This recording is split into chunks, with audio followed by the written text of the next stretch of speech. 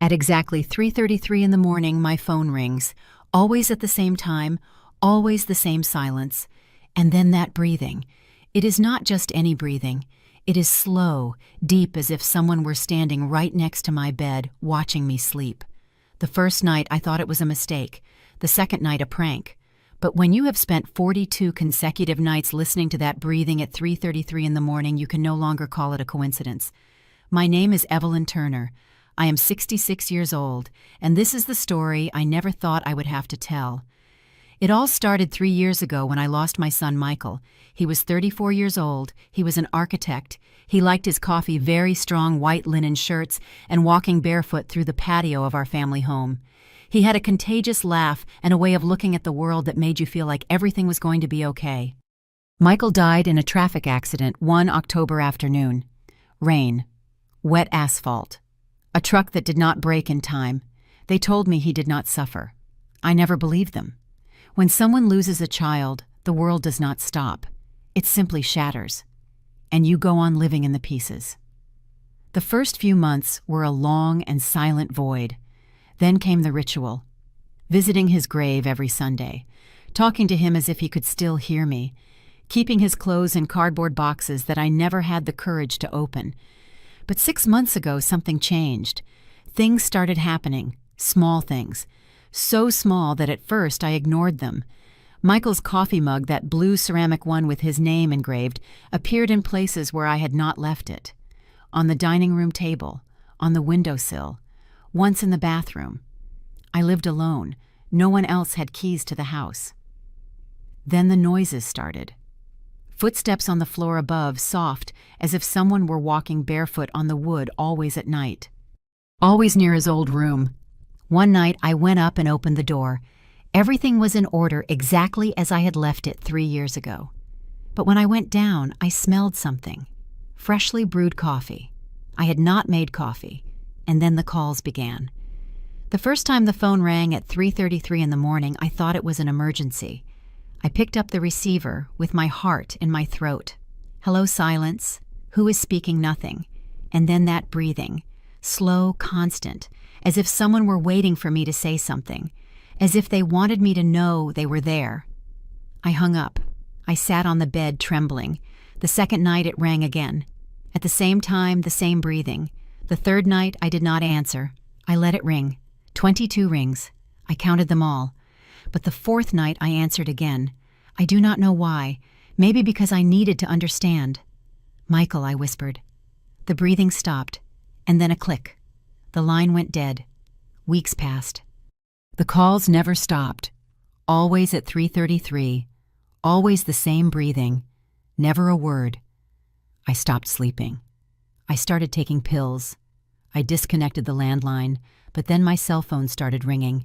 I changed my number. 2 days later, the calls returned. My friends told me to see a doctor. It is grief, Evelyn. You are hearing things that do not exist. But I knew I was not crazy, because one night, while the phone was ringing, I ran up to the second floor, and when I passed Michael's room, the phone on his desk was off the hook. That was the night I knew something was very, very wrong. I picked up Michael's phone with shaking hands. I put it to my ear.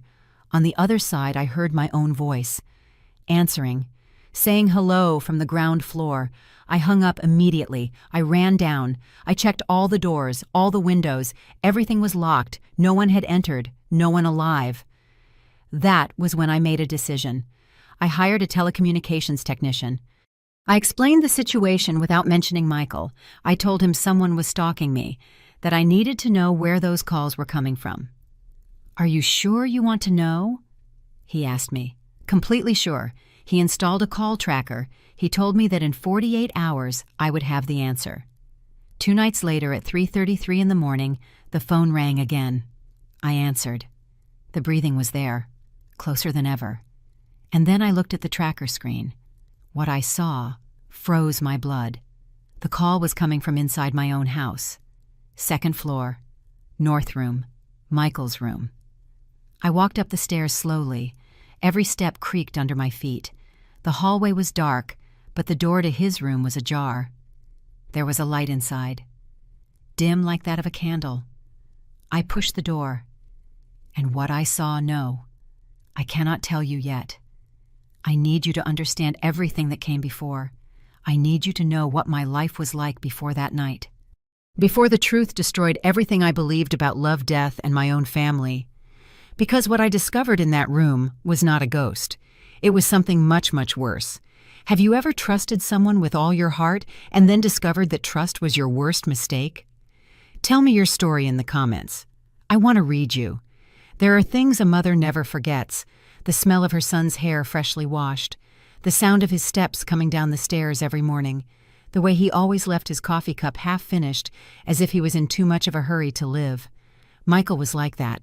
Everything about him was urgent, intense, complete. When he died, they told me, "Time heals everything, Mrs. Turner." But no one tells you that time also teaches you to live with ghosts. Let me take you 3 years back to the days after the funeral. The house was full of people, cousins I had not seen in years. Neighbors bringing casseroles, pies, sweet bread. All with the same uncomfortable expression, looking for the right words that never exist. "Evelyn, if you need anything." "Evelyn, we are with you." "Evelyn, God has his reasons." I nodded, smiled, thanked them, but inside I was completely empty. My husband Richard had died 7 years earlier, pancreatic cancer. Michael was the one who held me up back then. He took me to the market on Saturdays, made me coffee every morning, reminded me that there were still reasons to get up. Now he was gone too. And I was alone in this 3-story house with too many rooms and too many memories. The first few months were mechanical. I got up, showered, made coffee. I did not drink, watch television without seeing anything, waited for night to come, to go back to bed. The only visits I received were from my daughter-in-law, Sarah. Sarah had been married to Michael for 5 years. She was from out of state, blonde thin, with those green eyes that seemed transparent, always polite, always correct, but I never felt close to her.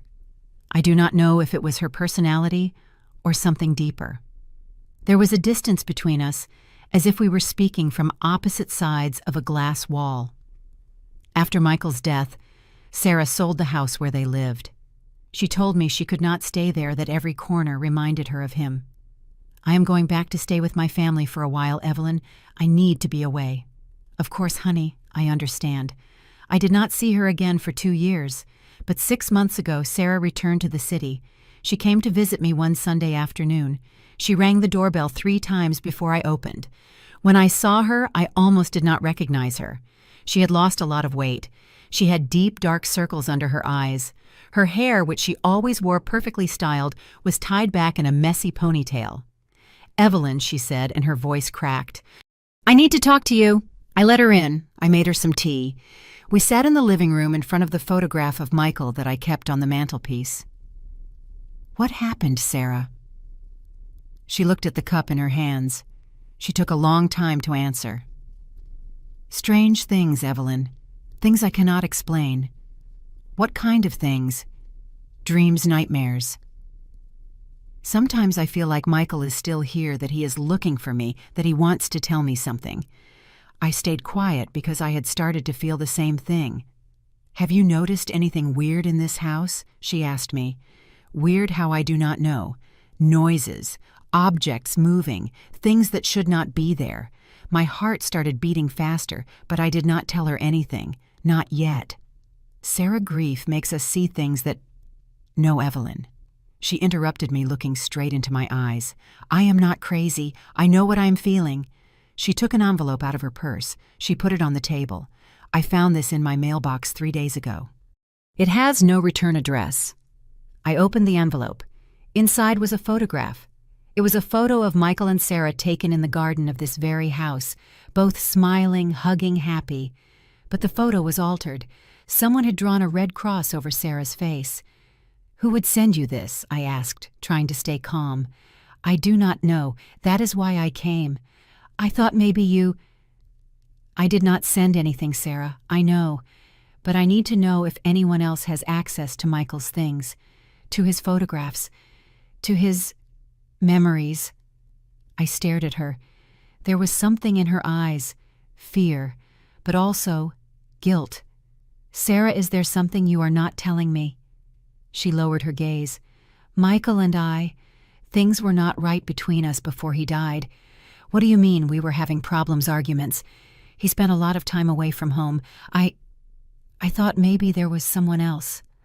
I felt as if I had been punched in the chest. Was Michael unfaithful to you? I do not know. I never had proof, but there were calls. Messages he deleted. Nights he did not come back until very late. And you never talked to him, I tried. But every time I asked, he got angry. He told me I was being paranoid, that I was suffocating him. Sarah started to cry. The last time I saw him, we had a terrible fight, Evelyn. I said horrible things to him, and he stormed out of the house furious. 2 hours later, I got the call from the hospital. I reached out and took her hand. It was not your fault, Sarah. How can you be sure? Because couples fight. Because that is life. But that does not mean you caused his death. She nodded, but she did not seem convinced. She stayed a while longer. We talked about other things. Happier memories. Stories of Michael when he was a child. When she left, it was already dark. I closed the door. I stood in the hallway looking at the photograph with the red cross. And that was when I heard something upstairs. A thud. Loud. As if someone had dropped something heavy. I walked up the stairs slowly. The second-floor hallway was dark. I turned on the light. The door to Michael's room was open. I had left it closed that morning. I knew it for certain. I went in. Everything was in its place. His desk, his bookshelf, his bed perfectly made. But in the center of the room on the rug was the blue coffee cup, Michael's cup, and it still had coffee inside. Hot coffee. Steaming. I backed away. I left the room. I locked the door. That night I could not sleep. I sat in the living room with all the lights on, watching the clock. At 3:32 in the morning, I took my cell phone. I placed it in front of me. At 3:33, it started ringing. I answered. Silence. And then that breathing. "Who are you?" I whispered. "What do you want from me?" The breathing became louder, closer. And then for the first time in all those weeks, I heard a voice. It was barely a whisper, distorted. As if it came from very far away, but I managed to understand what it said. 2 words. Only 2 words. "Mom, help me." I dropped the phone. It fell to the floor. I stood paralyzed, trembling, with tears running down my face, because that voice belonged to Michael. I know what you are thinking, that I am crazy, that grief is making me hear things, that it is impossible. But when you are a mother, you know your child's voice. You know it like you know your own breathing. And that was his voice. I got up. I ran up to the second floor. I opened the door to his room. I turned on the light, and what I saw took my breath away. The walls were covered in photographs, hundreds of photographs, all of Michael. Some I recognized, others I had never seen. And on each one, someone had written a word with a red marker. "Help me, help me, help me." Over and over again, on all the photos, on all the walls. I screamed. I ran out of the room. I stumbled down the stairs. I reached the living room. I grabbed my phone. I was going to call the police. Someone. Anyone. But then I realized something. If I called the police, they would think I was crazy. They would take me to a hospital. They would ask me questions I could not answer. And if there really was something in my house, I was alone. Completely alone. I spent the rest of the night sitting on the armchair, with a kitchen knife in my hands, waiting, listening. When dawn broke, I went up to Michael's room again. The photographs had disappeared. The walls were clean, as if nothing had happened. But on the desk, there was a note, handwritten, in Michael's handwriting. "Mom, do not trust anyone, not even Sarah." Have you ever received a sign from someone who is gone? Do you believe in coincidences? Or do you believe that those we love never leave us completely? Tell me in the comments. There are lies that protect, and there are lies that destroy.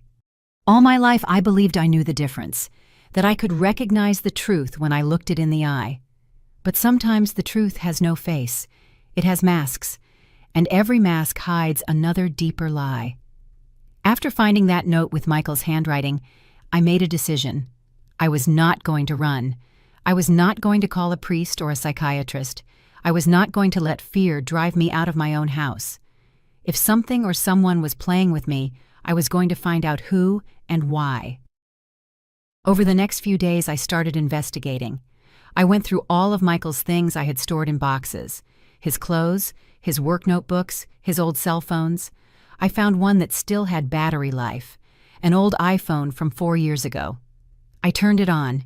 It had messages. Most were normal conversations, work stuff, messages with friends, some arguments with Sarah about everyday things, groceries, dentist appointments, plans for the weekend. But there was one number that had no saved name. It only appeared as M. I opened the conversation. The last message was from 3 days before Michael's death. M, I cannot go on like this. You have to make a decision. Michael, I know. Give me time. M, I already gave you 3 years. Michael, please understand that it is complicated. M, complicated. Or is it that you do not have the courage? After that, nothing else. I stared at the screen for a long time. 3 years. The same amount of time Michael had been married to Sarah before dying. So Sarah was right. Michael had been seeing someone else. I needed to know who M was. I called the number. It rang 5 times. Then a recording. The number you dialed is not available. I tried searching the number online. Nothing. Then I remembered that Michael had an email account he used for work. Maybe I would find something there. It took me 2 hours to remember the password. I tried birthdays, names, important places. Finally, I got it. It was the name of our dog from when Michael was a boy, combined with the year he graduated from college. I logged in. There were hundreds of emails, mostly from clients, colleagues, suppliers. But in the drafts folder, I found something. An unsent email dated 2 days before his death. The recipient was Sarah, and the subject said, "I'm sorry." I opened the email. "Sarah, I do not know how to tell you this. I have tried to find the right words for months, but they do not exist. I made a mistake I should never have made, and now I do not know how to fix it without destroying everything we have built. There are things I cannot undo, lies I told, decisions I made thinking they were right, but now I know were just acts of cowardice. I need you to know that I never wanted to hurt you, that I always loved you. But I also need you to know that I cannot keep living this lie. I am sorry. Michael." The email ended there, incomplete, as if he had been interrupted, or as if he had not had the courage to finish it. I read the message 5 times. Each time I felt a knot tighter in my stomach. What lie? What decisions? What was it that Michael could not undo? That night, Sarah came to visit me again. She rang the doorbell at 7 in the evening. She was carrying a bag of sweetbread and 2 coffees from a shop nearby. "I thought maybe you needed company, Evelyn." I let her in. We sat in the living room, but this time I looked at her differently. I was trying to look for signs, cracks in her mask, something to tell me if she knew or if she was also being deceived. "How have you been?" she asked me. "Fine. Busy organizing some of Michael's things. Did you find anything interesting?" There was something about the way she asked. Too casual, too rehearsed, nothing important. I lied. "Old clothes, work papers." She nodded. She took a sip of coffee. "Evelyn, I need to ask you something. Tell me, did Michael ever talk to you about problems with me? Why do you ask?" "Because," she looked at her cup, "because I am trying to understand what happened. Why did things get so difficult between us at the end?" "All couples have problems, Sarah. I know, but this was different. He was distant, absent, as if he were living in another world. Do you think he had a lover?" The question left my mouth before I could stop it. Sarah remained silent. Then she nodded slowly. Yes, I think so. Do you have proof?" "No, just intuition. And little things, deleted messages, calls he would not answer in front of me. Once I found a receipt from a restaurant we never went to together." "And did you confront Michael?" "Yes, several times, but he always denied it.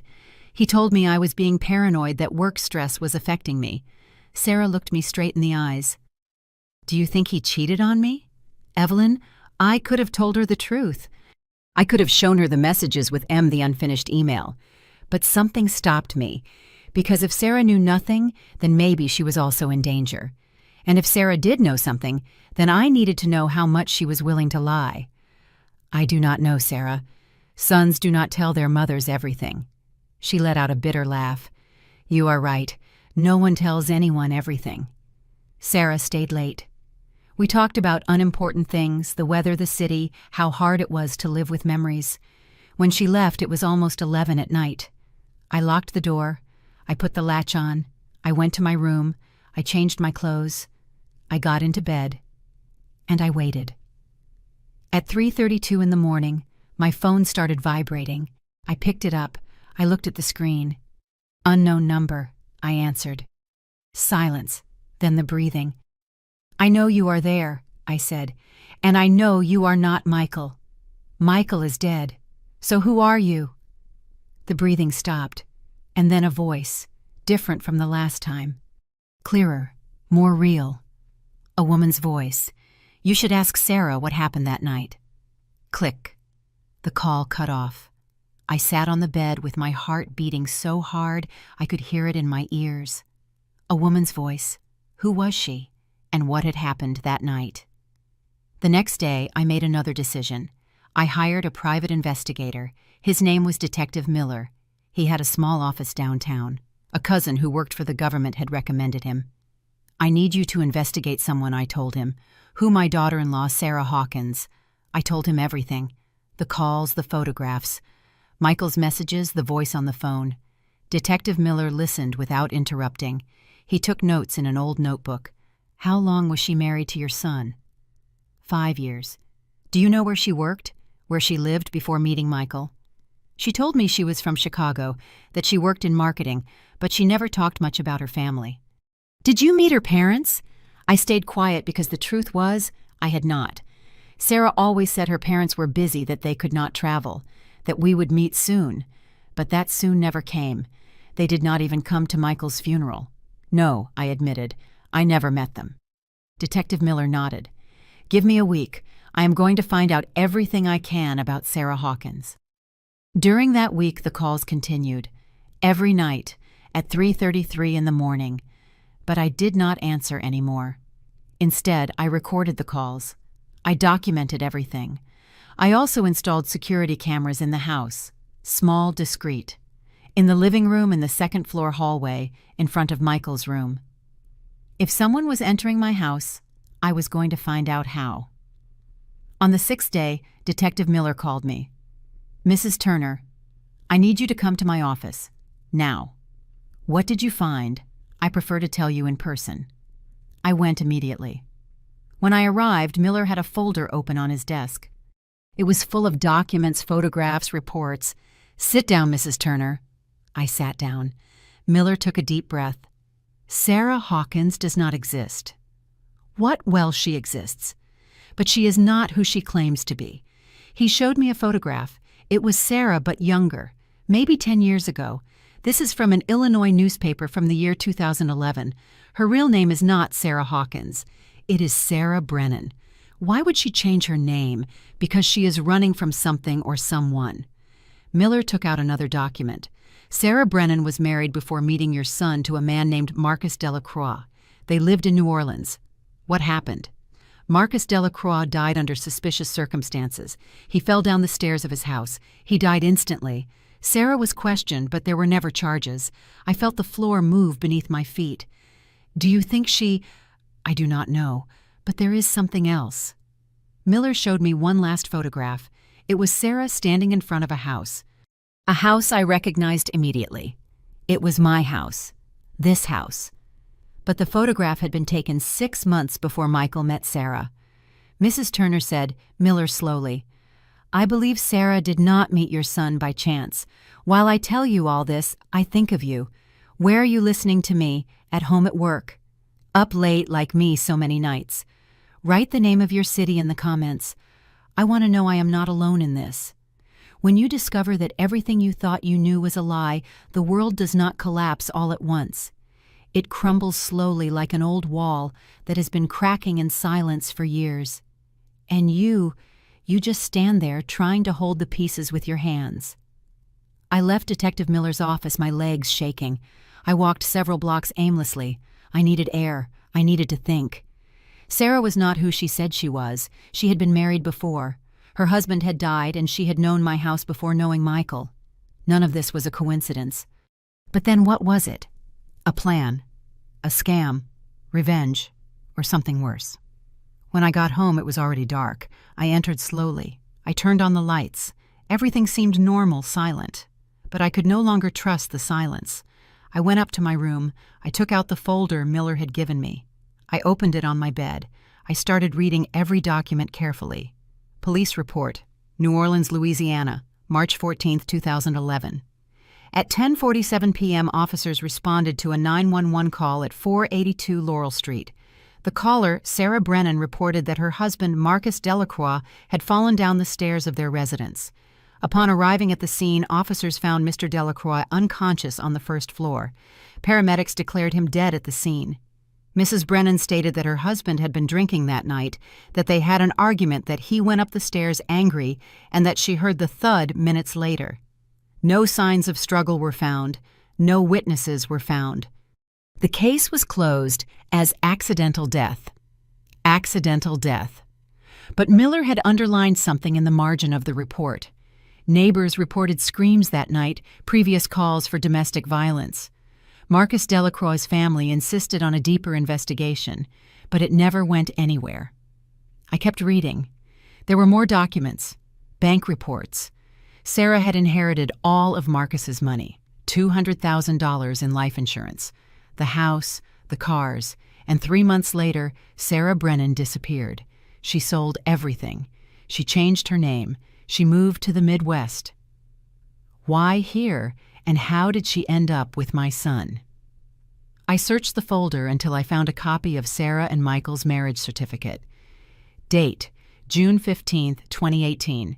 Location, Lake Tahoe, Nevada. Witnesses, 2 names I did not recognize. Michael never invited me to his wedding. He told me 3 months later, almost as if it were a casual comment. Mom, Sarah, and I got married. It was something small, intimate. I hope you understand. I said I understood, but the truth is it hurt. It hurt not having been there, not having seen him happy that day. Now I wondered if he had really been happy, or if Sarah had manipulated him from the beginning. I heard a noise downstairs, a thud, as if someone had closed a door. I got up slowly. I took my phone. I opened the security camera app. I checked the living room. Nothing. I checked the second-floor hallway. Nothing. I checked the camera in front of Michael's room. The door was open. I had left it locked that morning. I walked down the stairs in silence. My heart was beating so fast I thought I was going to faint. I reached the second floor. I walked down the hallway. The door to Michael's room was ajar. There was light inside. I pushed the door, and what I saw froze me. Sarah was there, standing in front of Michael's desk, with a cardboard box in her hands, going through papers, photographs, documents. Sarah. She spun around suddenly. Her face went pale. Evelyn, I can explain. What are you doing in my house? How did you get in? She put the box on the desk. I have a key. Michael gave me a key years ago. And do you think that gives you the right to enter whenever you want, to go through his things? It is not what you think, Evelyn. Oh no, then tell me, what is it? Sarah took a deep breath. She sat on Michael's bed. She covered her face with her hands. I am looking for something. What? Something. Michael hid. Something I need to find before it is too late. Too late for what? She looked at me with eyes full of tears. Evelyn, there are things you do not know, things Michael never told you, things I should not know either. Then tell me now. I cannot. Why not? Because if I tell you, you will be in danger just like me. I walked closer to her. I sat by her side. Sarah, listen to me carefully. I am already in danger. I receive calls every night. I find things that should not be here. Voices, messages. And now I discover that you are not who you claim to be either. She opened her eyes wide. What do you mean I know your real name is not Sarah Hawkins? I know you were married before. I know your husband died. And I know you knew this house before meeting Michael. Sarah remained silent. Then she let out a bitter laugh. So you already know. I know nothing. That is why I need you to tell me the truth. The whole truth. She got up. She walked to the window. She looked out at the dark street. My real name is Sarah Brennan, she said finally. And it is true that I was married before to Marcus Delacroix. Did you kill him? No. But everyone believed I did, including his family. That is why I had to flee. Change my name, start over. And why did you come here? Because someone helped me. Someone who offered me protection. A new identity. A new life. Who Sarah turned around. She looked me straight in the eyes. Michael's father. I felt as if I had been thrown into a void. What did you say, Richard, your husband? He was the one who helped me. That is impossible. Richard died 7 years ago. I know. But before dying, he offered me help. He told me he knew people, that he could give me new documents, that he could protect me. How did you meet Richard? Through his work. He was a legal consultant, right? He worked with international companies. I needed legal help after Marcus's death. I hired his firm. He handled my case. And what happened? We became friends. He was very kind to me. He listened to me. He believed me when no one else did. And when things got dangerous in the States, he offered me a way out. Dangerous. What do you mean? Sarah sat down again. She closed her eyes. Marcus's family did not accept that his death was an accident. They hired private investigators. They started following me, threatening me. They wanted me to confess. They wanted revenge. And Richard brought you here. Yes, he got me a visa, a new passport, a new name. And he told me that if I needed work, he knew people who could help me. And that is how you met Michael. Sarah nodded. Richard introduced me to him. He told me Michael was looking for someone to help him with international projects. I needed money. I needed to feel useful. So I accepted. And did you fall in love with him? Yes. At first it was not my intention. But Michael was. He was different, gentle, funny. He made me feel safe. Did Michael know the truth about you? Sarah took a moment to answer. At first, no, but a year after we got married, I told him everything. And how did he react? He got angry. He felt betrayed. But later he told me he understood that we all have secrets, that he also had things he had never told me. What things, he never told me. But he started to change, to distance himself, to act strange. I stared at her, trying to process everything I had just heard. My husband had helped Sarah. He had given her a new identity. He had brought her to this city. He had connected her with Michael. Why? And what secrets did Michael have that he never shared with anyone, Sarah? What are you looking for in this room? She looked at me with desperation. A phone. Michael had a phone he used to talk to someone, a phone he never showed me. I think it is hidden here. Why do you need that phone? Because the answers are there. The truth about what really happened the night Michael died is there. What do you mean by what really happened? Michael died in an accident. Sarah took my hands. Her eyes were full of tears. Evelyn, Michael's accident was not an accident. What? Someone killed him, and I know who it was. Before I could respond, we heard a noise downstairs, the front door opening. Footsteps in the living room. Someone had entered the house. Sarah looked at me with terror. Were you expecting someone? No. Then who is it? The footsteps began to go up the stairs. Slowly, one by one, Sarah got up. She ran to the door. She locked it. We have to get out of here. Now. Who is it, Sarah? Who is downstairs? She did not answer. She ran to the window. She opened it. There is a fire escape. We can go down this way. I am not running away from my own house. I am going to face whoever. A bang on the door interrupted us. Loud, violent. Then a voice, a man's voice, a voice I knew, a voice I had heard thousands of times in my life. Evelyn opened the door. It was the voice of Richard, my husband dead for 7 years. Have you ever felt that someone you love is lying to you? That something does not fit, but you cannot explain what? Tell me your story in the comments. There are sounds that haunt you all your life. The cry of your child when he was a baby, your mother's laughter in the kitchen, the voice of your husband saying your name for the first time. And when that voice returns from the grave, You do not know if it is a miracle or a curse." I stood paralyzed in front of the door. Richard's voice was still there on the other side. Firm, real, impossible. "Evelyn, I know you are there. Open the door. We need to talk." Sarah grabbed my arm. "Do not open it. Please do not open it. That is my husband's voice. It is not your husband, Evelyn. Your husband is dead." "Then who is it?" Another bang on the door, louder. "Evelyn, I do not have all day. Open the damn door." That way of speaking, that impatience. Richard was always like that, direct, impatient when things did not go his way. I pulled my arm from Sarah's grip. I walked to the door. "What are you doing?" Sarah whispered desperately. "I am going to know who it is." "Evelyn, no." I threw the door open, and what I saw made me step back. In front of me stood a man, tall, near 70 years old, gray hair, glasses, dark suit. It was not Richard, but he looked so much like him that for a moment I thought I was seeing a ghost. "Good evening, Evelyn," he said calmly.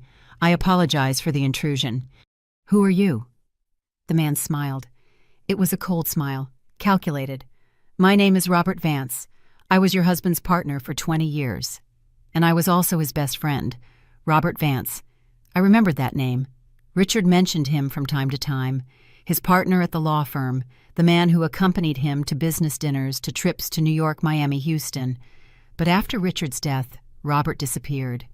He never came to the funeral. He never called me. He never offered help. "What are you doing in my house?" I asked. "I came to look for something that belongs to me. There is nothing of yours here. I am afraid you are mistaken, Evelyn." Robert took a step toward me. "Your husband kept something he should not have kept, and now I need to recover it before it falls into the wrong hands." Sarah stepped out of the shadows behind me. "Robert!" He looked at her. His expression changed. It became harder, more dangerous. "Sarah, I knew you were going to be here." "You were always so predictable. I am not going to let you get away with this. Get away with this." Robert let out a loud laugh. "My dear, I already got away with it years ago. The only thing I am doing now is cleaning up loose ends." I looked at Sarah, then at Robert. "Is someone going to explain to me what is going on here?" Robert walked into Michael's room. He sat in the desk chair as if he were in his own house.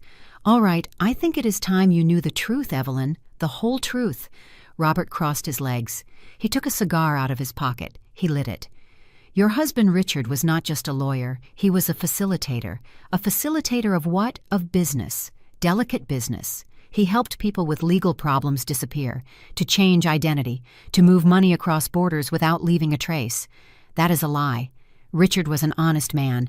Richard was a practical man." Robert smiled. "And very, very smart. For years he and I ran a complete network. Clients from all over the world. Politicians, businessmen, criminals who needed a second chance. I do not believe you. Ask Sarah. She was one of our clients." I looked at Sarah. She lowered her gaze. "It is true, Evelyn. Richard helped me flee the United States, to get fake documents, to start over. But I did not know. I did not know it was part of something bigger." Robert blew out the cigar smoke. Sarah was a simple case, a widow with problems. Richard helped her out of pity. But later, things got complicated. "What do you mean that Richard made a mistake?" "He grew fond of Sarah and decided to introduce her to his son." "Did Michael know all this?" "No. At first, no. Michael thought Sarah was just a temporary employee, but when they fell in love when they got married, Richard realized he had done something dangerous." "Why dangerous?" Robert looked me straight in the eyes. "Because if someone discovered who Sarah really was, if someone connected the dots between her Richard and our network, everything would collapse, and a lot of very powerful people would lose a lot of money." Sarah sat on the bed. She had her face in her hands. "When I told Michael the truth about my past, he investigated. He went through his father's files. He found documents, names, money transfers, and he discovered everything. And what did he do? At first, nothing. He stayed quiet. But I noticed that something had changed in him. He was paranoid, scared. He said someone was following him, that he was receiving threatening calls. Who was threatening him?" Robert put out his cigar in the ashtray on Michael's desk. "Me." The word hung in the air like poison. You killed my son. Not directly, but I organized his accident. Yes, I felt the world stop. My breath, my heart, everything. Why? Because Michael was going to talk. He had contacted a journalist. He had proof documents Richard had kept before dying. If that information came to light, everything I worked for over 30 years would be destroyed. You are a monster. I am a businessman, and business requires difficult decisions. Sarah stood up suddenly. You came for the phone, right? The phone Michael hid. Exactly. It is the last loose end. Michael recorded conversations. He kept evidence. And if I do not find it before someone else does— You are not going to find it, said Sarah, because I already know where it is. Robert stood up. Then tell me, and what will you give me in return? Your life. And Evelyn's. Sarah let out a bitter laugh. You were always a bad negotiator. Robert, because we both know that even if I give you the phone, you are not going to leave us alive. You are right. But if you do not give it to me, things will be much more painful. Robert reached into his jacket. He pulled out a gun. Small black silencer included. My body froze. It does not have to be like this, Robert said, Sarah, with a trembling voice. We can reach an agreement. The only possible agreement is that you give me that phone now. And afterwards, we will have to invent a tragic story. 2 women, a robbery gone wrong. Very common in this city. He pointed the gun at Sarah. Last chance. Sarah took a deep breath. Okay, I will give it to you. But it is hidden. I need to go look for it. Then go. You have 2 minutes. Sarah left the room. I stayed there looking at Robert, trying to understand how a man could be so cold, so calculating. You know one thing, Evelyn, said Robert, without stopping, pointing at the door. Richard always told me you were the only person in his life who never suspected anything, that you trusted him blindly. I told him that was dangerous, that one day you were going to discover the truth. But he insisted that you would never ask uncomfortable questions. Richard was right. I trusted him. And now I know he lied to me for 30 years, that he built a life on secrets and betrayals, that he put our family in danger. Are you angry with him? I am shattered. Robert nodded. That is what happens when you love too much. You become vulnerable. Sarah returned 2 minutes later. She was carrying a phone in her hand, an old iPhone, cracked screen. Here it is. Robert took it. He checked it. He turned it on. He asked for the password. Sarah gave it to him. Robert started reviewing the content. Photographs, messages, audio recordings. His expression changed. He tensed up. This is everything. Yes. Did you make copies? No. Robert looked at her with distrust. How do I know you are telling me the truth? You do not know, but it is the only thing I have to offer you. Robert put the phone in his pocket. Then he pointed the gun again. I am sorry it ended like this, Sarah. I really am. Wait. You said if I gave you the phone. I said many things, but we both know I cannot leave you alive. Robert took the safety off the gun, and at that moment we heard sirens outside. Many sirens, approaching fast. Robert ran to the window. He looked down at the street. There were patrol cars, 4, 5, red and blue lights illuminating the whole block. What did you do? He screamed at Sarah. She smiled. I called the police before leaving the room. I told them there was an armed intruder in the house. I gave them your name, your description, everything. Damn you. Robert aimed at Sarah, but before he could shoot, I grabbed the lamp from Michael's desk and smashed it over his head. Robert fell to the floor. The gun slid across the wooden floor. Sarah ran and grabbed it. Downstairs, the police were shouting. Police opened the door. Sarah looked at me. Thank you. Do not thank me yet. This is not over. The police entered. They arrested Robert. They asked us questions. They took our statements. Michael's phone was confiscated as evidence. They told us we would have to go to the station the next day to expand on our testimonies. When they finally left, Sarah and I were left alone in the living room. It was almost 5 a.m. Outside it was starting to dawn. So everything was true, I asked. Richard really ran a criminal network? Yes. And Michael discovered everything. That is why they killed him. And the calls, the voices, the phenomena in this house. Sarah looked at me with sadness. That was me, Evelyn. What I made the calls. I moved the things. I wrote the messages. Everything. Why? Because I needed you to investigate, to ask questions, to discover the truth. I knew if I told you directly, you would not believe me. But if you thought Michael was trying to communicate with you, you manipulated me. Yes, and I am sorry. But it was the only way to protect us both. Robert was following me. He knew I had the phone. And he knew sooner or later he would come for it. I stared at her. Part of me wanted to scream at her, hate her, kick her out of my house. But another part understood. Sarah had lost 2 husbands. She had lived running away for years. She had been used by Richard, threatened by Robert, and now we were both free. But at what price?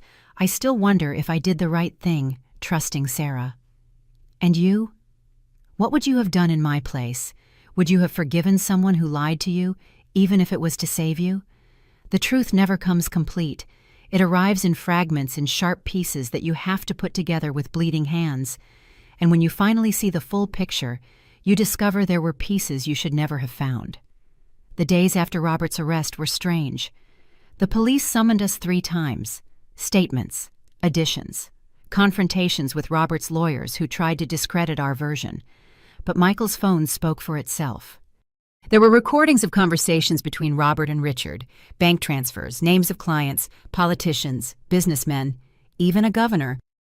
The press started publishing headlines. Fake identity network operated for 30 years. Prominent lawyer involved in international criminal network. Widow reports murder of her son for cover-up of crimes. My name appeared in the newspapers. My photograph. Michael's story. Neighbors who never spoke to me now looked at me with pity, or with morbid curiosity. I stopped leaving the house. Sarah stayed with me during those weeks.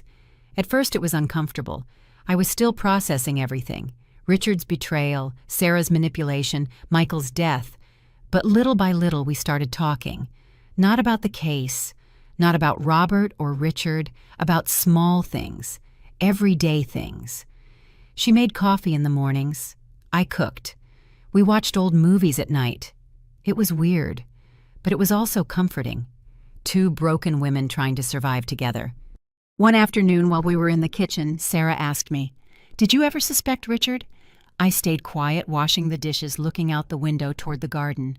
Sometimes I admitted finally there were nights he arrived late, smelling of perfume that was not mine, with excuses too elaborate. And what did you do? Nothing. I believed him. Or I pretended to believe him. Because it was easier than facing the truth. Do you think he was unfaithful to you? I do not know what to believe anymore, Sarah. I do not know who Richard really was. Sarah approached, put her hand over mine. I want to show you something. We went up to the 2nd floor to Michael's room. Sarah opened the closet, moved some boxes, took out a wooden board from the bottom. Behind it was a hidden space and inside more documents. I found this 2 weeks ago, said Sarah before Robert came. I did not show it to you because I did not know if you were ready. What is it, Richard's real file? Everything he hid for years. I took the folder. I opened it. There were photographs, fake passports, altered birth certificates, and at the bottom, a letter handwritten in Richard's handwriting, addressed to me. Dear Evelyn, if you are reading this, it means something went wrong. It means my decisions finally caught up with me. I know I deserve your hate. I know I lied to you for years. I know I put our family in danger. But I need you to understand something. Everything I did for you, for Michael, to give us the life we deserved. When I started with Robert, it was just a job helping people with legal problems. But the money was so good and the opportunities so big that I could not stop. I told myself I was helping innocent people, people who had made mistakes but deserved a second chance. But the truth is, I also helped criminals, dangerous people. And with every client, I sank deeper. I tried to get out several times, but Robert always dragged me back. He reminded me that I knew too much, that if I talked, he would make sure you and Michael paid the price. So I kept going year after year, lying, hiding, building a life on sand. And now I am afraid, Evelyn. Afraid that Robert will discover I kept copies of everything. Afraid that he will come for you, for Michael. If something happens to me, look for Detective Miller. He is a private investigator I trust. He has instructions to help you. And please forgive me. I always loved you. Always. Richard. I folded the letter. I put it in my pocket. I did not cry. I had no tears left. Did you know about this? I asked Sarah. No. I found it by chance. I was looking for Michael's phone and there it was. Richard was protecting me, in his own way, yes, but he also put us in danger. That is love sometimes, Evelyn. Complicated, imperfect, full of decisions that seem right in the moment, but later. Sarah did not finish the sentence. There was no need. That night at 3:33 in the morning, my phone did not ring. For the first time in months, there was silence. I stayed awake anyway, waiting, listening. But nothing happened. The calls had ended. The ghosts had rested. Or at least that is what I thought. The next morning, a package arrived. They left it at the front door. No return address, no label. Sarah was in the kitchen when I found it. Were you expecting something? She asked me. No. We opened the package carefully. Inside was a USB drive and a typewritten note. There are more people involved than you think. Play this alone. Do not trust anyone. Sarah looked at me. Do you think it is a trap? I do not know, but I need to know what is in there. Then we watch it together. The note says, to watch it alone. Evelyn, I am not leaving you alone with this. Not again. I looked at her, and for the first time in weeks, I saw something more than guilt in her eyes. I saw loyalty. Okay. Together we went up to my room. I locked the door. I plugged the USB into my laptop. There was only one file, a video. I played it. The image was dark, blurry, as if it had been recorded with a hidden camera. But little by little, I started to recognize the place. It was a restaurant, an elegant one, white tablecloths, background music, and at a table in the back were Richard and Robert. But they were not alone. There was a third person with them, a woman, young, brunette, elegant. And when the camera zoomed in on her face, my blood froze.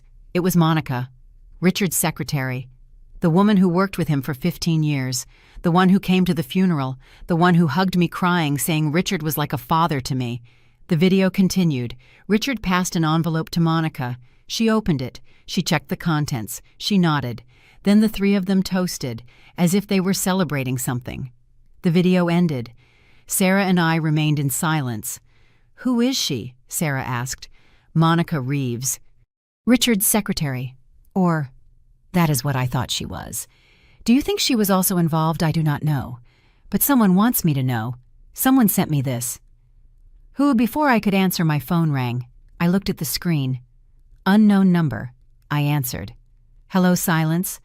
Then a voice. Distorted. Electronic. Good morning, Evelyn. Did you see the video? Who are you? Someone who wants to help you. Someone who knows the whole truth. What truth? That Robert did not act alone. That there are more people protecting themselves. And that if you are not careful, you will end up like Michael. What do you want from me, Justice? Just like you. But to get it, you need to know who really betrayed your family. Tell me. Monica Reeves was not just Richard's secretary. She was his lover, and the mother of his secret son. The line cut off. I froze. Sarah grabbed my arm. What did they say? I could not speak. I could not breathe. Richard had a secret son, with Monica. All this time he had another family, another life, and I never knew. Sarah helped me sit on the bed. Breathe, Evelyn. Breathe. How could he do this to me? We do not know if it is true. It could be a lie, a trap. And if it is not? And if Richard really...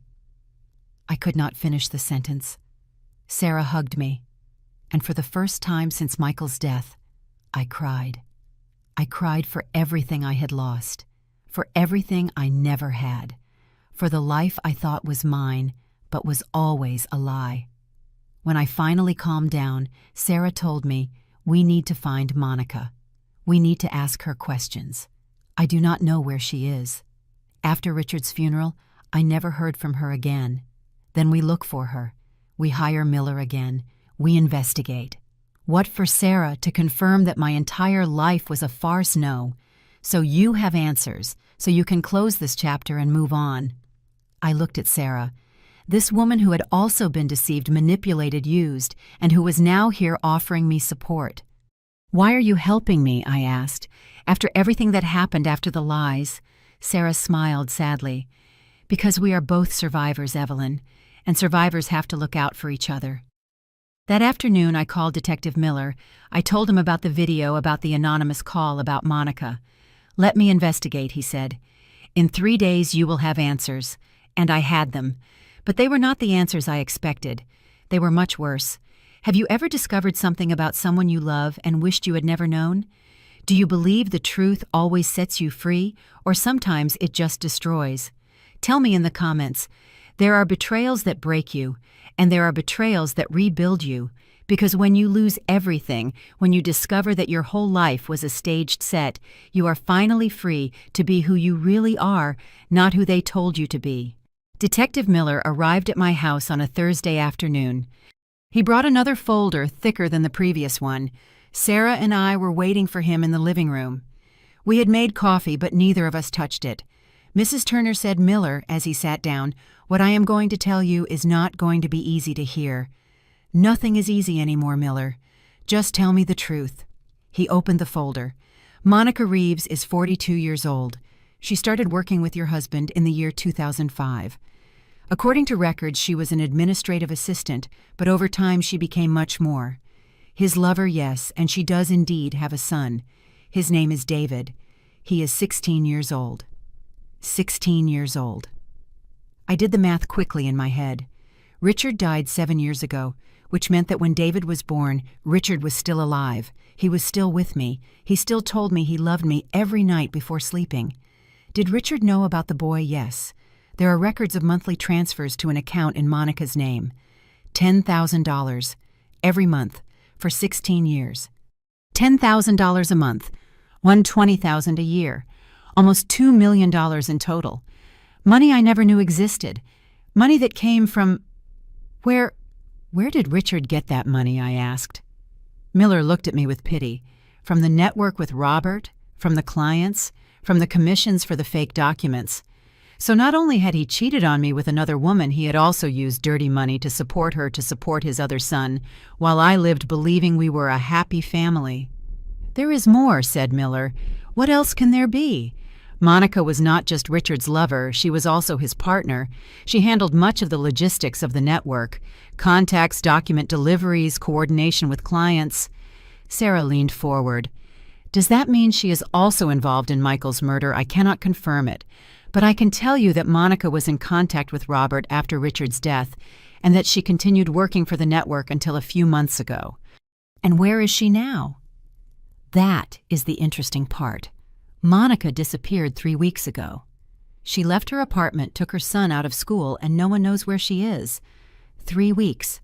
Sarah looked at me. That was right after they arrested Robert. Miller nodded.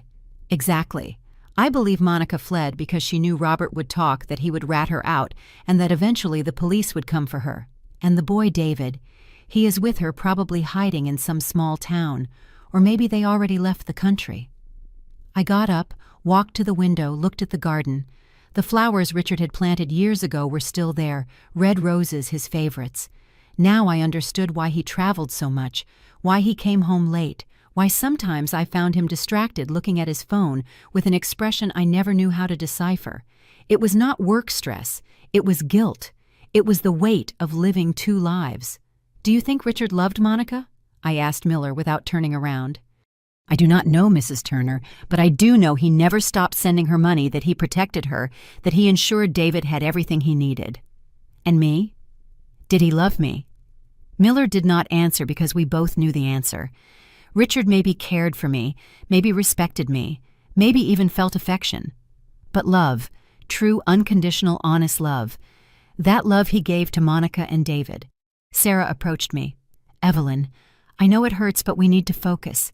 We need to find Monica, because if she has information about Michael's murder, what is the point? Sarah, Michael is dead. Richard is dead. Robert is in jail. What else can we do? We can ensure all those responsible pay. We can ensure Michael gets justice. Justice is not going to bring him back, I know, but it will give you peace. And right now, peace is the only thing we have left. Miller took another photograph out of his folder. This is Monica. The photo is recent from 2 months ago. I took it. I looked at it. She was a beautiful woman, long dark hair, big eyes, perfect smile, much younger than me, much more alive. "And is this a photo of David?" I asked, pointing to another image. Miller nodded. I took it, and when I saw the boy, my breath cut short. David was identical to Michael. The same eyes, the same face shape, the same smile. It was like seeing my son when he was 16. "My God," I whispered. "I know," said Miller. "The resemblance is undeniable." I felt my legs shaking. Sarah helped me sit down. Michael had a brother, I said, and I never knew. "Half-brother," corrected Miller. "It does not matter, he was his brother. And Richard never told me anything." That night I could not sleep. I stayed awake looking at David's photograph, trying to imagine how everything would have been if I had known, if Richard had told me the truth, if Michael had met his brother, if the two families could have, I do not know, coexisted united. But Richard never gave us that chance. He chose secrecy, he chose the lie, and now we were all paying the price. At 3 a.m, my phone rang. It was not the usual time, but my heart raced anyway. I answered. "Hello, Evelyn. It is me." The voice was a woman's, trembling, scared. "Who is this Monica?" I sat up in bed suddenly. "How did you get my number?" "That does not matter. I need to talk to you. In person." "Why would I talk to you?" "Because I know who really killed Michael. And it was not Robert. Robert confessed. Robert lied.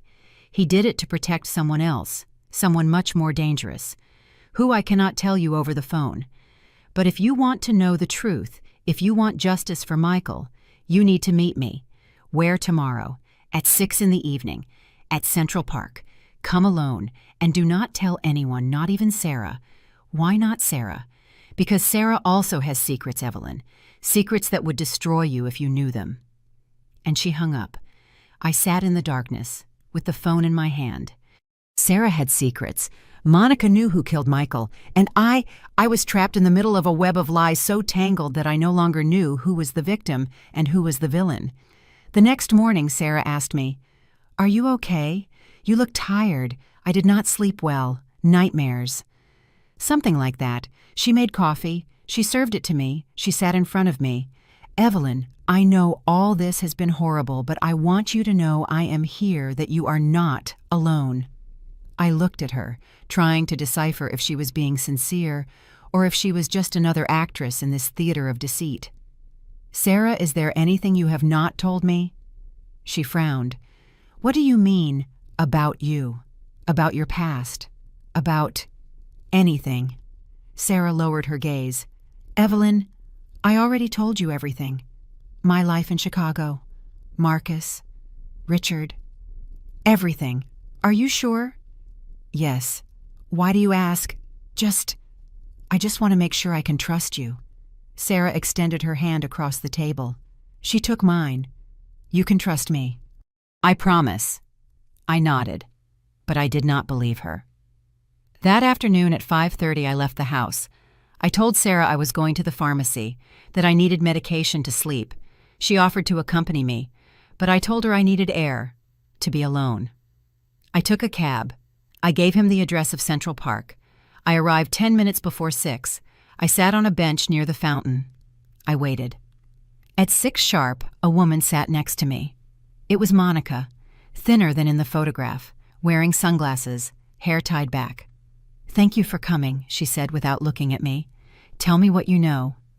"Are you not going to ask me about David, about my relationship with Richard?" "I already know enough about that. I came for Michael." Monica nodded.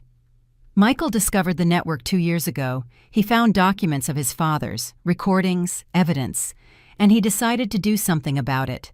He contacted a journalist. Not just a journalist. He also contacted the FBI. He was building a case. He wanted to dismantle the whole operation, and Robert knew, yes. But Robert did not make the decision to kill him." "Then who?" Monica looked me straight in the eyes. Me. The world stopped. What I ordered them to kill Michael Evelyn, because if he exposed the network, everything would collapse. Robert would go to jail. Me too. And David. David would be left alone. You killed my son. To protect your son. Yes. I do not know what happened next. I only know I stood up. That I screamed at her. That people started looking at us. And that Monica, with tears in her eyes, told me, I am sorry, Evelyn. I am so sorry. But I had no choice. And now I need you to help me. Help you? Are you crazy? The person who sent you the video, the one who called you, the one who is giving you information. What about that person? It is Sarah. Have you ever trusted someone with all your heart and then discovered that trust was your worst mistake? The truth hurts, but the lie kills. There are moments in life when everything you thought you knew collapses, and you stay there, standing in the rubble, wondering if you ever really knew anyone, or if you only loved ghosts with borrowed names. Monica grabbed my arm when I tried to walk away. Evelyn, listen to me, please. I have nothing to hear from you. You killed my son. I know, and I am going to pay for it. But first you need to know the whole truth about Sarah. What truth? Sarah is not who she claims to be. She never was. I already know she changed her name. I already know about Marcus. No, it is more than that. Monica looked around nervous. Sarah never came to this city fleeing Marcus's family. She came because Richard hired her. Hired her what for? To watch Michael. I felt the ground move beneath my feet. What are you saying? Michael started suspecting his father 3 years ago. He started asking questions, going through documents, Richard realized. And he was afraid Michael would discover everything, and he hired Sarah to get close to him, to control what he discovered and what he did not. To report to Richard every movement Michael made. You are lying. I wish I were lying. Monica took out her phone. She searched for something. She showed it to me. These are messages between Richard and Sarah from 4 years ago. I looked at the screen. Richard. How is it going with him, Sarah? He is interested. I think in a month I can be in. Richard. Good, but be careful. He is smarter than he looks. Sarah. Do not worry. I know what I'm doing. Richard. Remember, your job is to keep him distracted, nothing more. Sarah. Understood. I kept reading. There were dozens of messages, months of conversations. Sarah reporting every outing of Michael's, every person he talked to, every document he reviewed, and Richard. Richard giving her instructions, telling her how to manipulate him, how to keep him close. My God, I whispered. Sarah was planted in Michael's life from the beginning, said Monica. Their romance, their marriage, everything was part of a plan. And Michael never realized no at first. But later he started to suspect. He found something Sarah could not hide. What a bank statement. Sarah was receiving payments from Richard. Michael discovered it 6 months before dying. He confronted her. She denied it. She told him they were loans, that Richard was helping her because she had debts. And did Michael believe her? No. That is why he contacted the journalist. That is why he started building the case, because he no longer trusted anyone, not even his own wife. I stayed quiet, processing, trying to make sense of everything. If Sarah worked for Richard, why did she help me discover all this? Why did she show me the documents? Why was Robert arrested? Because Sarah is smart. When Richard died, she lost her main protection. She knew eventually Robert would come for her. So she did the only thing she could do. What? She used you. She manipulated you so you would do the dirty work. She faked the calls. She moved things in your house, everything so you would investigate, so you would discover Robert. And when he was arrested, she was free. But Robert confessed. He said he ordered Michael's murder because Sarah convinced him. She told him if he took all the blame, she would protect his assets, his money, his family. But in reality, she was just eliminating him from the board. Monica leaned toward me. Sarah is the true mastermind behind everything, Evelyn, and now she is in your house, living with you, earning your trust. And when she has what she needs, what does she need? You, dead, just like Michael. I stepped back. I felt nauseous. Why are you telling me all this? Because I am also on her list. Sarah sent me messages, threats. She told me if I did not disappear, she would hand over evidence to the police incriminating me completely.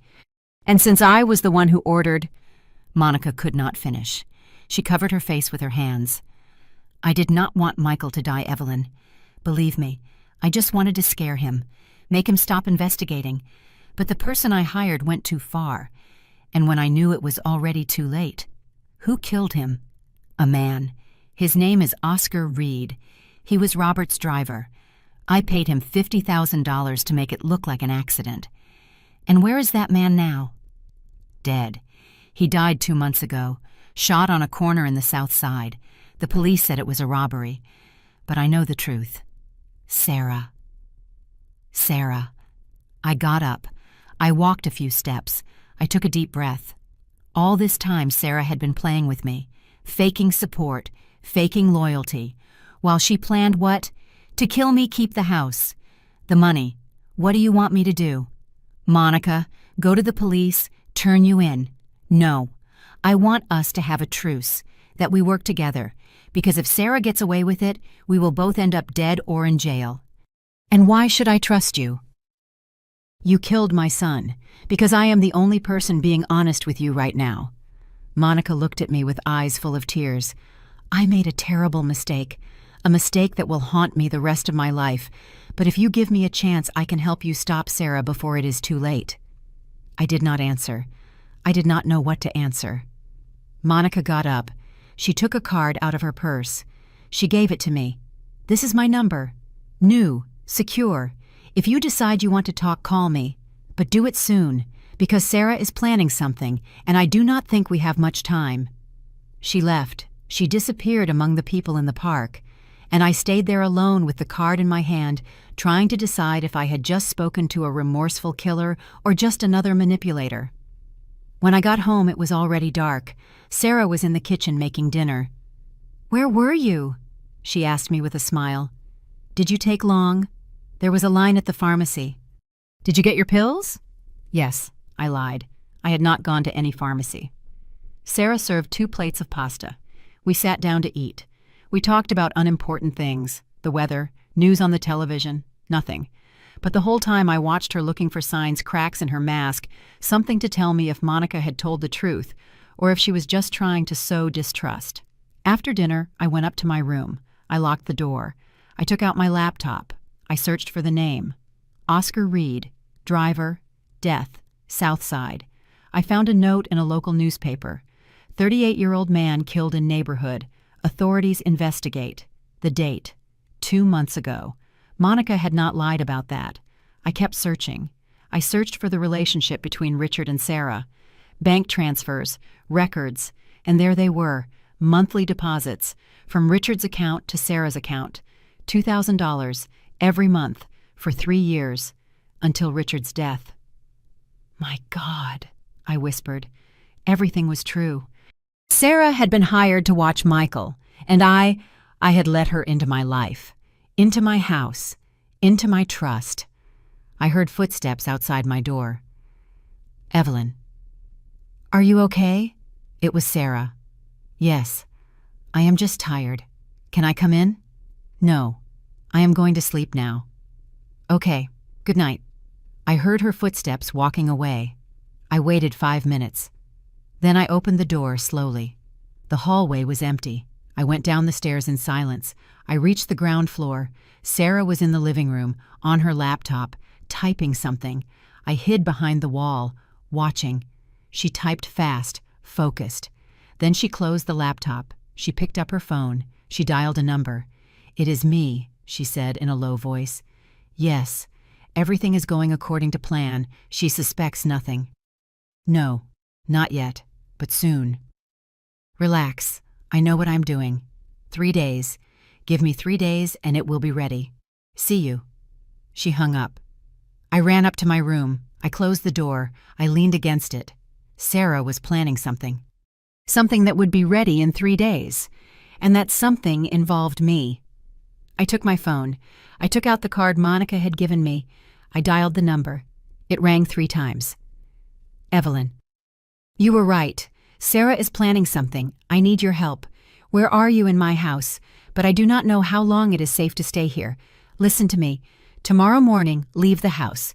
Say you are going to the bank. I will be waiting for you on the corner, and I will take you to a safe place. And then we are going to teach Sarah a lesson she will never forget. That night, I did not sleep. I stayed awake, with the door locked, a chair against the door, waiting, listening, and at 3:33 in the morning, my phone vibrated. A message from an unknown number. I know you talked to Monica. It was a mistake, but you can still fix it. Trust me, Evelyn, I am the only friend you have. It was Sarah, and now she knew that I knew. I got up. I packed a small bag. Important documents, money keys. I waited until dawn. At 7 in the morning, I went down. Sarah was having breakfast. "Good morning," she said with a smile. "Good morning. I am going out. I need to go to the bank. Do you want me to go with you?" "No, it is something quick." "Okay, be careful." I left the house. I walked to the corner. There was a car waiting. Monica was at the wheel. I opened the door. I got in. "Ready?" she asked me. "Ready." And we drove off, leaving the house behind. The memories, the lies. Because the moment had come to take control of my own story. I was no longer going to be the victim. I was no longer going to be the woman waiting for answers.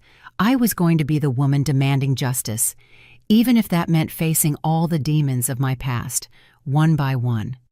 Sometimes the only way out of the darkness is to go through it completely. Sometimes justice does not come alone. You have to go look for it. And when you find it, you cannot hesitate. Justice does not always come with sirens and handcuffs. Sometimes it comes in silence, like a shadow that follows you for years. And when it finally catches you, you realize that every decision you made was leading you exactly there, to the place where you were always meant to be. Monica drove for 40 minutes until we reached a building in the suburbs. It was a small apartment. 3rd floor, windows facing the street. "Whose place is this?" I asked. "Mine. I rented it a month ago, under a fake name. Sarah does not know it exists." We went in. The apartment was almost empty. A table, 2 chairs, a bed, some boxes. "It is not much said, Monica, but it is safe." I left my bag on the floor. I sat on one of the chairs. Now Monica took a laptop out of one of the boxes. She turned it on. "Now I show you everything I have on Sarah." And then we put together a plan. Over the next few hours, Monica showed me files, documents, recordings. Sarah had not only worked for Richard, she had also worked for other people, other powerful men who needed special services. Sarah is what they call an approach specialist, explained Monica. She is hired to get close to someone to earn their trust to extract information or control situations. A spy. Something like that, but without the glamorous part. More like an emotional mercenary. And how did Richard meet her? Through Robert. He used her first for a case in Houston, an inheritance dispute. Sarah got close to the client's son, became his girlfriend, and got him to sign documents that benefited our client. My God! When Richard needed someone to watch Michael, Robert recommended Sarah. He told him she was the best. Monica showed me a contract signed by Richard and Sarah. Personal consulting services, indefinite duration compensation, $2,000 a month plus bonuses for results. What were the bonuses for results? Valuable information. If Sarah discovered Michael was investigating something important, Richard paid her extra. Sometimes $5,000, sometimes $10,000. And what happened when Richard died? Sarah lost her main income, but by that time she was already married to Michael, so she decided to stay. She thought she could control the situation, keep the secrets buried, but Michael discovered the truth. Yes, and when he confronted her, Sarah panicked. She reported to Robert, and Robert called me. Monica stood up, walked to the window. Robert told me Michael was a problem, that if he talked, we would all go to jail, that we needed to stop him. And what did you say? That we should scare him, make him understand he should not mess with dangerous people. But Robert said that would not be enough, that Michael already had evidence that he had already spoken to journalists. Monica turned around. She had tears in her eyes. "I did not want to kill him, Evelyn, I swear." I just wanted to protect David, make sure my son did not lose his mother, that he did not grow up knowing I was a criminal. But you killed him anyway. Yes, and not a single day goes by that I do not regret it. I did not know what to say. Part of me wanted to scream at her, hit her, make her pay.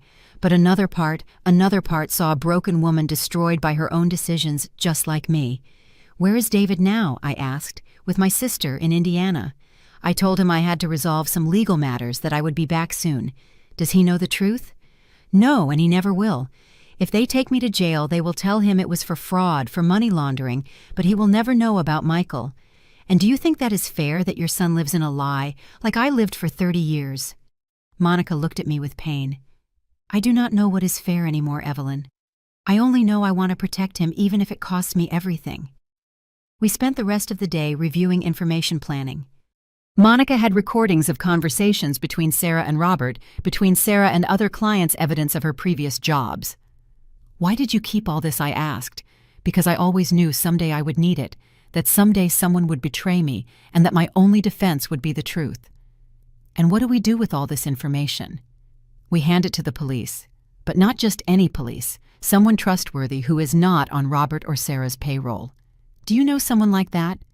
Yes, a district attorney. Her name is Anna Reynolds. She was a classmate of mine in college. She is incorruptible and she hates these kinds of networks. Do you trust her? With my life. That night, Monica called Anna Reynolds. She explained the situation. She told her she had evidence of a criminal network involving murder, money laundering, and corruption. Anna agreed to meet with us the next day. What about Sarah? I asked. She knows I talked to you. She knows I left the house. She is probably already looking for me. Let her look. The more desperate she is, the more mistakes she will make. And if she comes for me, she won't, because Sarah is smart. She knows if something happens to you now, she will be the first suspect. She needs everything to look natural. Natural how? An accident, a suicide, a death by medical causes. I felt a chill. Do you think she would have gone that far, Evelyn? Sarah already went that far. She killed the driver who executed Michael's murder. And I am sure she has a plan for me, too. So what do? We get ahead of her. We strike before she can react. The next day we met with Anna Reynolds in a coffee shop downtown. She was a woman in her 50s, short hair, glasses, stern but fair look. Monica handed her a USB with all the information. Everything is here, she said. Recordings, documents, bank transfers, names, dates. Anna reviewed part of the content on her laptop. Her expression hardened with every file. This is incredible, she said finally. If this is true, we are talking about dozens of people involved. Officials, businessmen, lawyers. It is true, said Monica. I was there. I was part of it. Anna looked her straight in the eyes. Do you understand that with this confession, you will also go to jail? I know.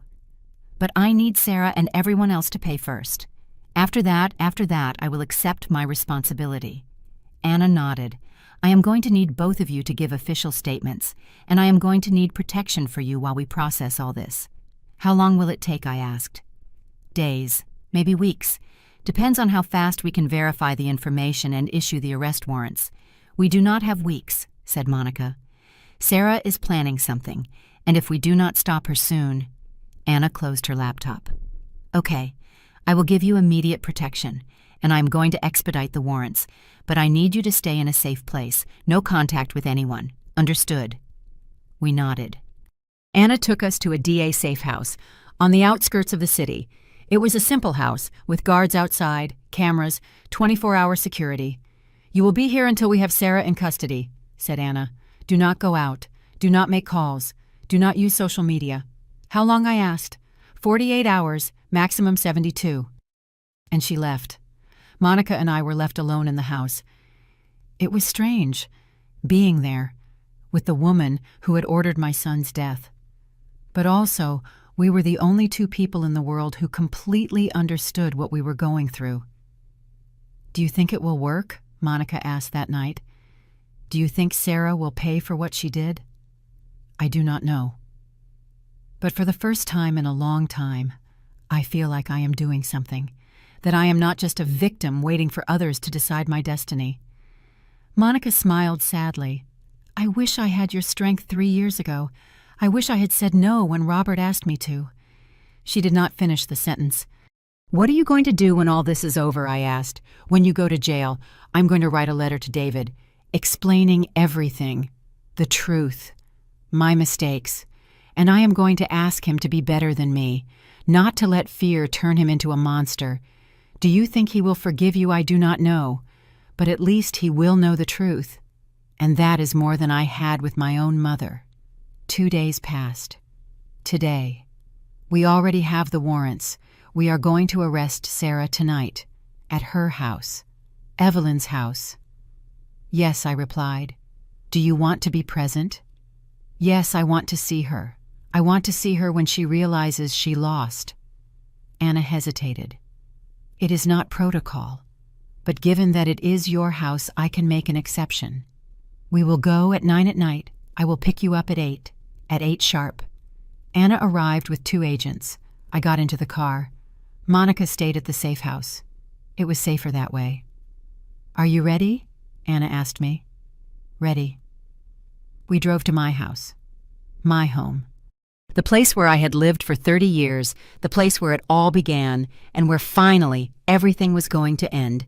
We arrived at 9. There were 4 patrol cars outside, armed agents, a full team. Anna rang the doorbell. We waited. The door opened, and there was Sarah dressed in black, wearing makeup as if she were expecting visitors. "Good evening," she said calmly.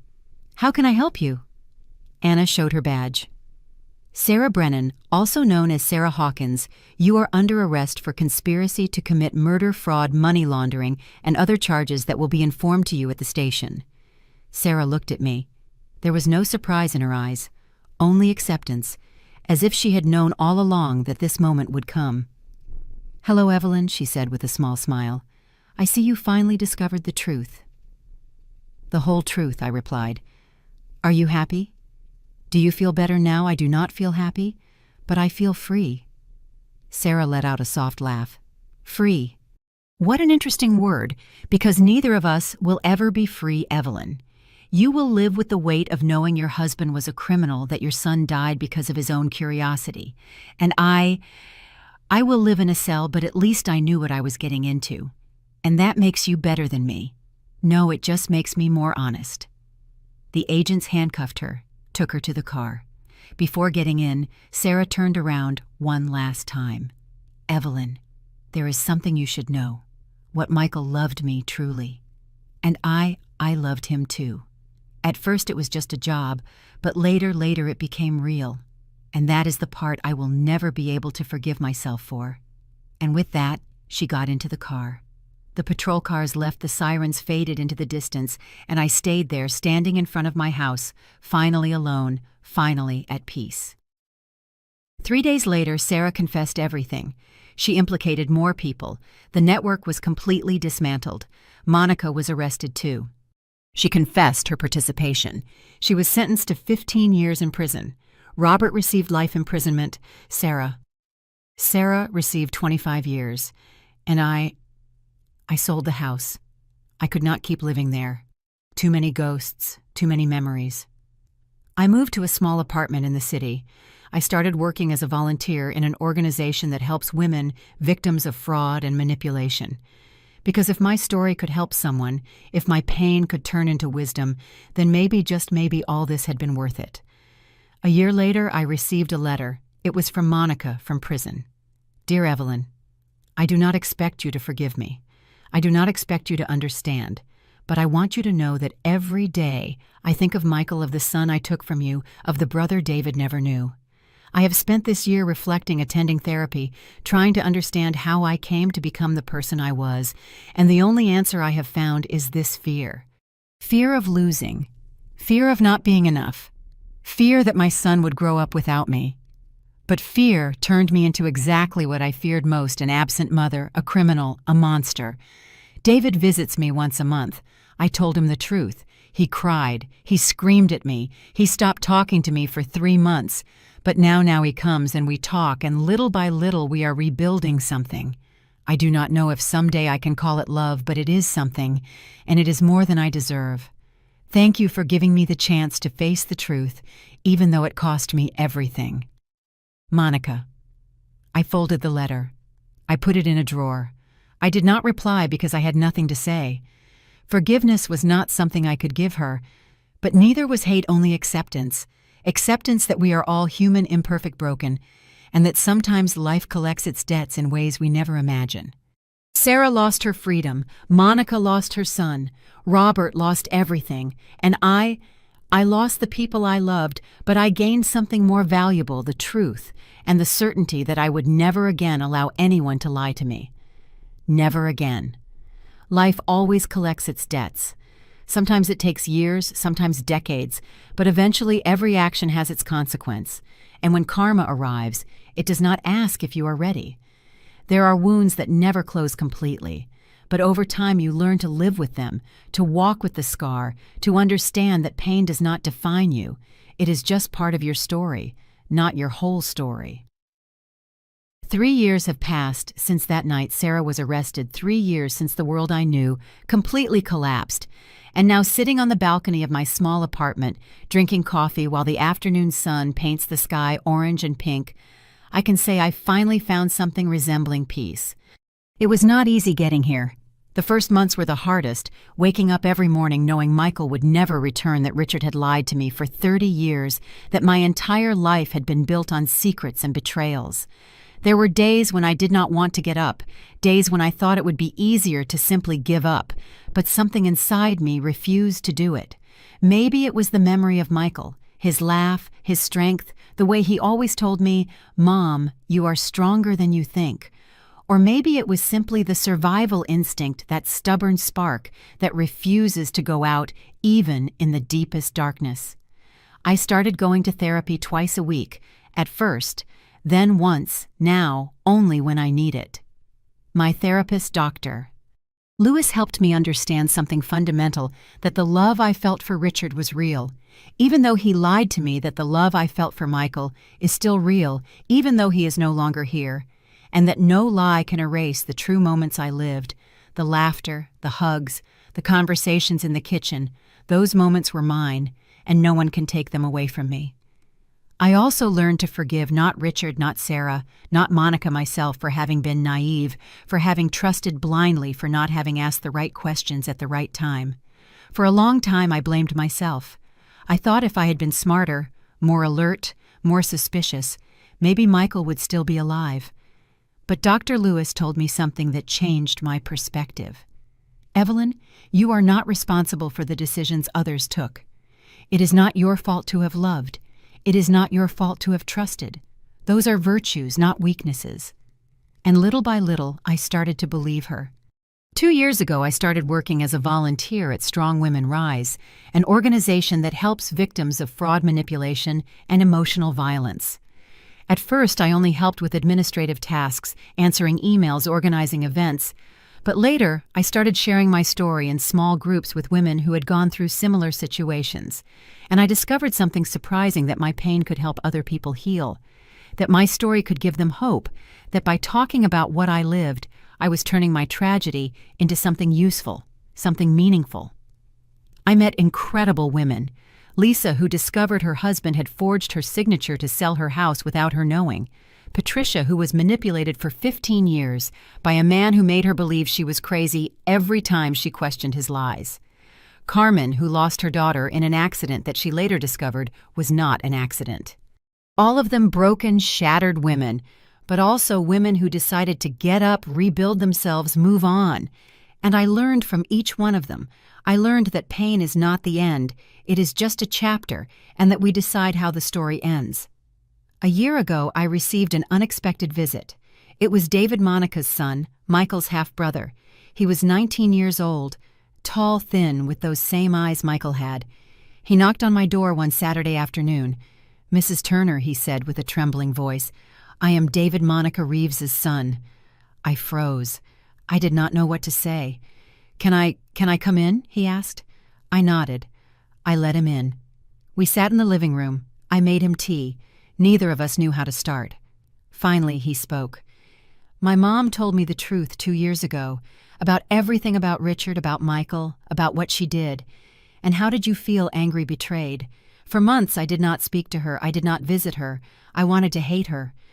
And now I'm trying to understand, to forgive, because in the end she is still my mom, and she made a terrible mistake, but she is not a monster. She is just a person who made wrong decisions out of fear. I looked at David, so young, so mature for his age. Why did you come to see me? He lowered his gaze. Because I wanted to meet you. I wanted to know if you hated me, if you blamed my mom and me. I do not blame you, David. You had nothing to do with what happened. But I am the son of the woman who killed your son. No, you are the son of a woman who made a mistake, and you are Michael's brother, and that is the only thing that matters to me. David looked up. He had tears in his eyes. Really? Really? David and I started seeing each other once a month. At first, we only talked about superficial things, school, his part-time job, the weather.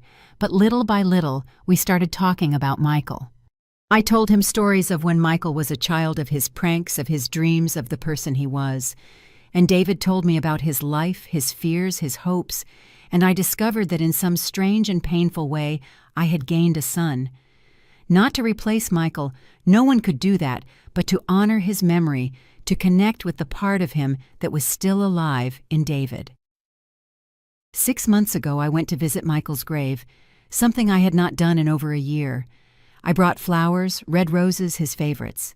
I sat on the grass in front of the tombstone and I talked to him as I used to. "Hello, my love. I am sorry I took so long to come. I have been busy rebuilding myself, trying to make sense of all this." The wind blew softly as if he were listening. "I met your brother, David. He is so much like you that sometimes it hurts to look at him, but also he gives me hope because I see your strength in him, your kindness." I wiped my tears. "I do not know if I did the right thing, Michael. Forgiving, moving on. Sometimes I feel like I am betraying you, that I should be angrier, more broken." Silence. "But I think you would want me to be happy to live, not to stay trapped in the past." I put my hand on the tombstone. "I miss you every day, but it does not hurt as much anymore. And I think that is okay. I think that is part of healing."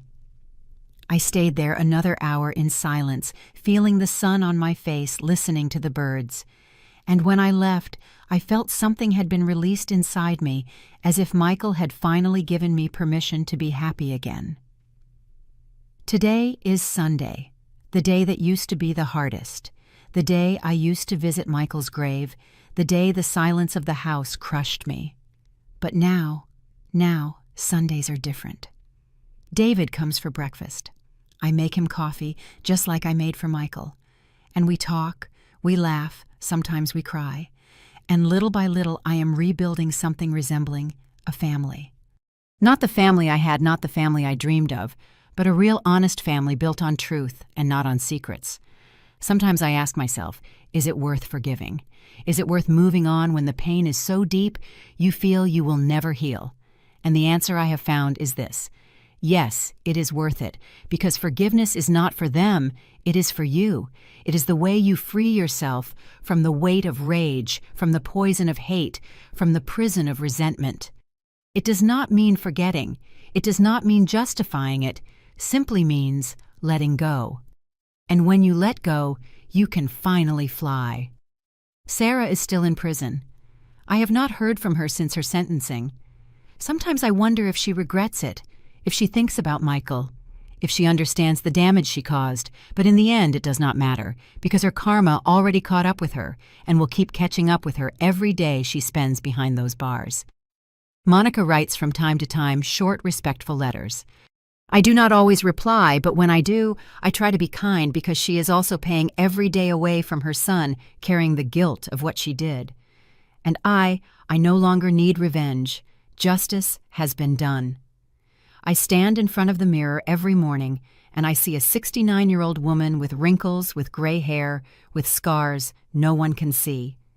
But I also see a survivor, a woman who went through hell and came out the other side, not intact, not undamaged, but alive. And that is enough. If you are listening to this story, if you made it this far, I want you to know something. No matter how deep your pain is, no matter how many times they have lied to you, how many times they have betrayed you, you can heal, not overnight, not without work, not without tears, but you can, and when you do, you will discover something beautiful, that pain transformed you into someone stronger, wiser, more compassionate, and that your story, however painful, can help someone else find their way. This is my story, the story of a woman who lost everything, and who in losing everything found herself. I am not perfect.